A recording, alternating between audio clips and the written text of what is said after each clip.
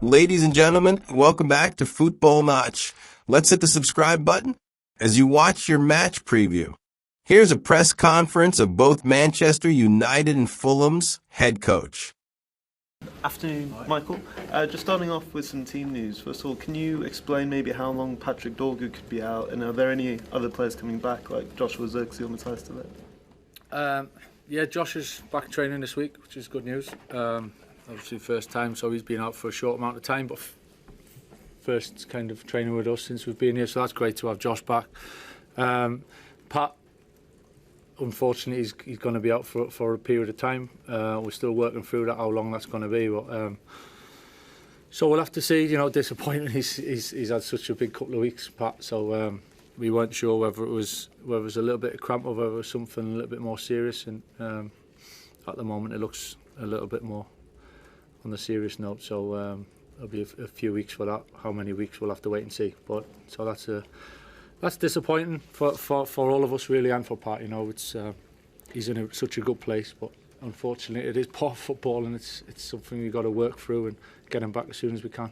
And just on de Ligt, is he still a few weeks away? Yeah, he's not trained with us yet, so just working through and the process really of getting him back as soon as we can. Michael, when you look across the sort of last year or so for United, I know you've not been here that entire time, but you've watched a lot of the team. A consistent theme has been the struggle to win games consistently at Old Trafford. Do you know why that is? I think ultimately consistency is the key to success, you know, and I think it's in my eyes, it's one of the most difficult things to achieve, to be good consistently rather. So yeah, it takes so much, you know. It takes the level of performance, it takes the level of mentality and the intensity and the concentration, and actually be able to cope emotionally with the ups and downs of what each game brings and moving on to the next. So there's so many things and that kind of go into it. And listen, that's what we're working towards. You know, we've had a great couple of weeks, 2 big results. There's bigger games coming up, and it's just. You're staring at 4 defeats in a row. How important is it that you stop that momentum?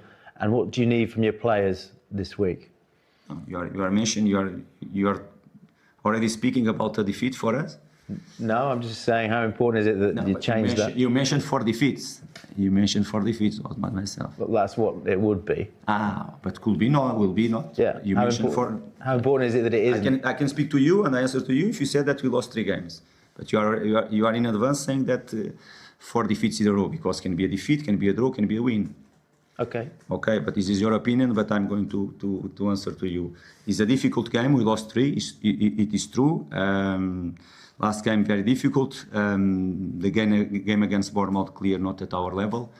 And the Villa game, apart from ourselves, other things made a massive impact in the game before we conceded goals or wherever. 30-40 minutes of the game, we should have winning 2-0 instead of to be during the game in that first half. That is the reality of the game. Of course, right now after 1 month and a half, we are looking just for the results. But I'm not normal. I don't forget what's happened in the games. I look for my team, what we have to improve as well. But I looked for the other things that happen in the game as well, and made a massive impact in some games and some results. And of course, if the things went in a different way because we deserve it, we are talking about a completely different position on the table and all that stuff. Is what it is. We cannot change.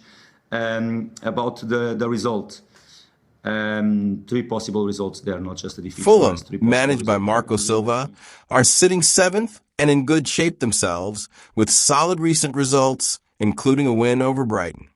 They're a tough, organized side under Silva, often dangerous on the counter and in transition. They've struggled defensively lately. No clean sheet in their last 6 games. Under interim head coach Michael Carrick, United are in strong form, having won their last 2 league games against Manchester City and Arsenal, moving them into the top 4. This has revitalized the team after a tougher period under previous management.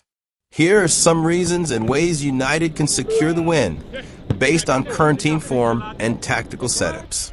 Carrick has the team playing with confidence, flair, and high pressing.